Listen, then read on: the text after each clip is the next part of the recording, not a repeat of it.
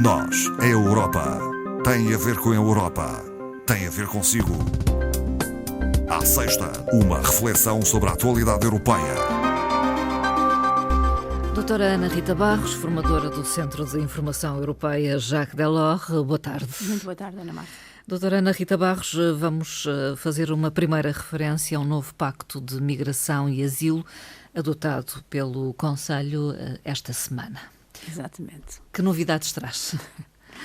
Portanto, a primeira crise migratória já vem de 2015. Sim. E é o que nós sabemos, não é? Está a ser constantemente reequacionada. O Conselho, que adotou, foi o pacto apresentado pela Comissão e já aprovado pelo Parlamento, em que teve avanços recentes na aprovação de 5 regulamentos. O novo pacto estabelece regras muito mais rigorosas para alargar a triagem de requerentes, para a realização de exames médicos de controle e para o apoio relativamente à saúde dos migrantes. A inovação é o sistema obrigatório de solidariedade inter-Estados-membros, o que é que define 3 opções obrigatórias em alternância, que são realojar um determinado número de migrantes, portanto o Estado-membro pode optar por isso. No caso de não o fazer, fazer um pagamento à União de 20 mil euros por cada rejeição, ou então comparticipar nos custos comuns de encargos relativamente à matéria de migração. Nunca foi consensual esta questão? Nem desta vez. Ligada à migração? Não, nunca. Nós temos sempre os países do Sul a reclamar a chegada e a pressão sobre as suas fronteiras. Os países do Norte a responsabilizarem os Estados pelo controle das fronteiras. E os países do Leste a resistirem à relocalização. Portanto, uma equação com demasiadas variáveis. O objetivo desta vez é relocalizar 30 mil migrantes por ano. É pouco ambicioso. Muito pouco, na medida em que só em 2023, também foi um ano atípico, mas 2023 chegaram às fronteiras pedidos de asilo de 1,14 milhão, 140.000 pedidos, o que é muito, portanto, é muito disparo. Sim, os 30 mil é uma gota relativamente aos pedidos. Como era expectável, na votação final do Conselho, a Polónia e a Hungria votaram contra. A República Checa e a Eslováquia abstiveram-se. E a Áustria votou contra um dos regulamentos. Porquê é que isto passou? Exatamente porque o pacto necessitava apenas da aprovação por maioria qualificada, o que chegou a acontecer. Claro que o pacto agora vai ser publicado. Vai ser publicado primeiro. No Jornal Oficial da União Europeia. Tem 2 anos para a aplicação, 2026.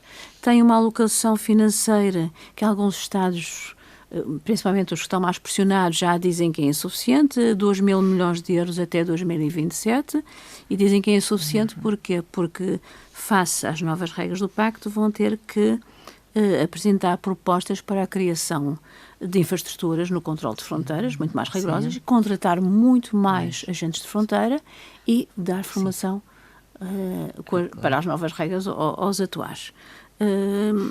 Podemos perguntar, e se os Estados-membros, enfim, os que nós conhecemos, não cumprirem? O que é que acontece? A comissária responsável pela tutela das migrações já disse que a Comissão vai recorrer, a nova Comissão, logicamente, vai recorrer, ou iria recorrer ao Tribunal de Justiça. Mas nós sabemos que estas situações são morosas e as consequências não são imediatas. O bom era que, de facto, até porque a Europa precisa de migrantes, mas que se reequacionasse de vez esta questão do pacto, o que não parece ainda, desta vez, muito viável. É algo que se ouvirá falar no futuro, certamente. E após eleições europeias, provavelmente. Doutora Ana Rita Barros, quais são as previsões económicas de primavera? Portanto, as previsões foram divulgadas esta semana.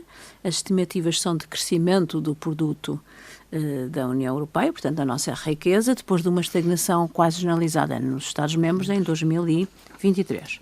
No entanto, o crescimento, digamos que ainda é modesto em 2024, 1% para a União no seu todo, 1,2% para a zona euro em 2024, acelerando ligeiramente em 2025 para 1,6%, mas a zona euro mantendo o crescimento no 1,2%.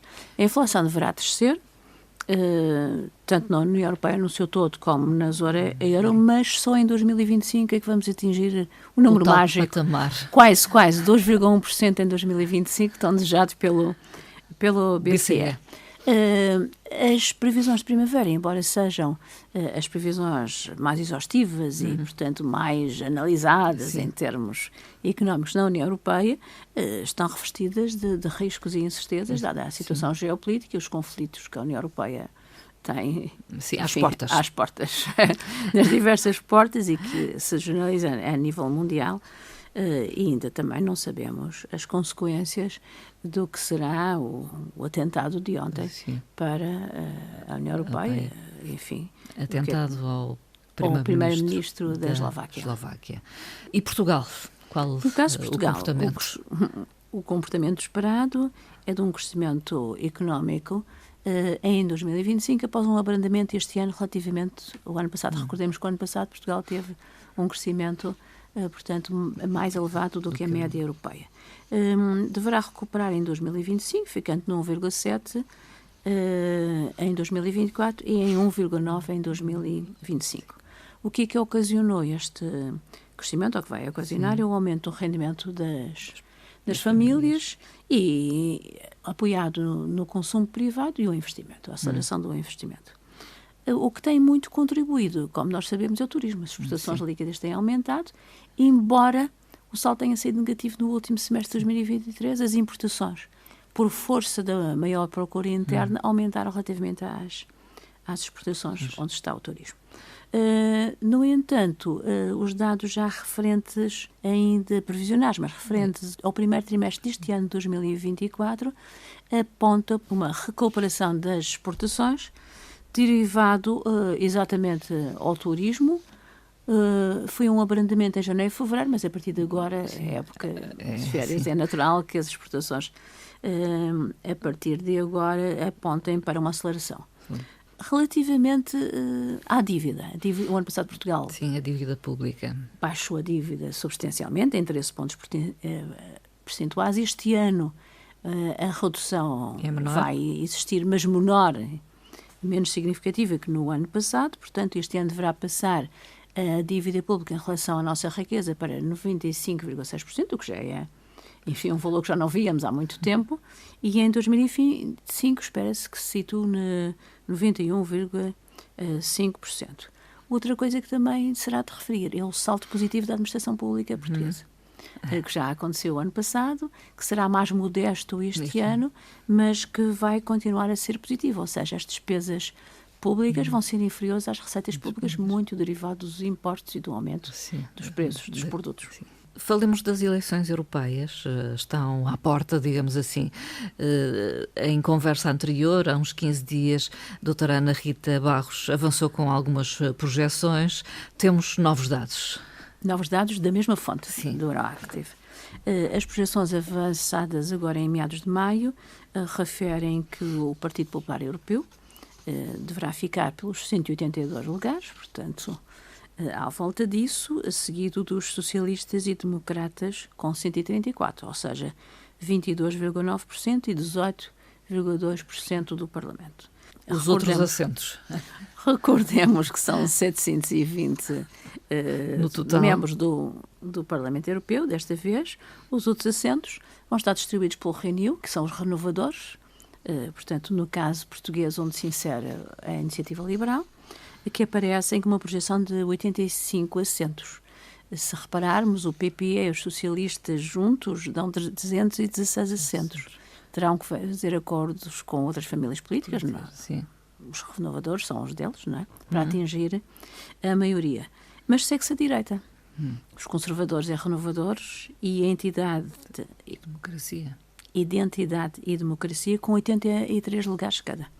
Portanto, a direita com muito peso, nós sabemos, e exatamente uns reajustamentos relativamente ao que nós dissemos há 15 dias, mas não muito.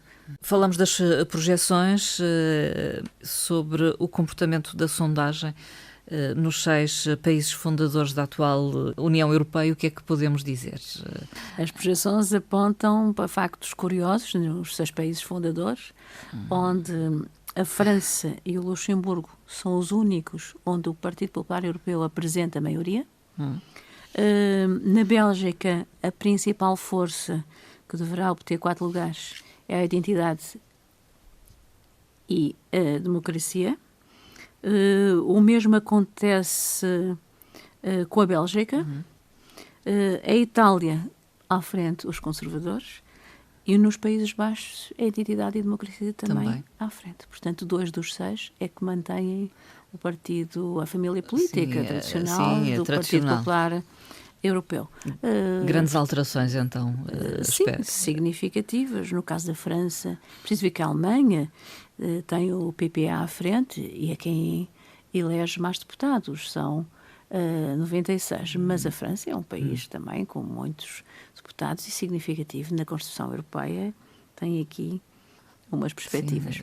Portugal, relativamente há 15 dias a esta parte, tive aqui uma inversão, com os socialistas e democratas, onde se insere o Partido Socialista à frente, com 8 lugares, seguindo-se o Partido Popular Europeu com 6, o Chega, na família política da Identidade e Democracia, com 4, e a Iniciativa Liberal, do Renew, o Livre e o Bloco de Esquerda, todos com 1.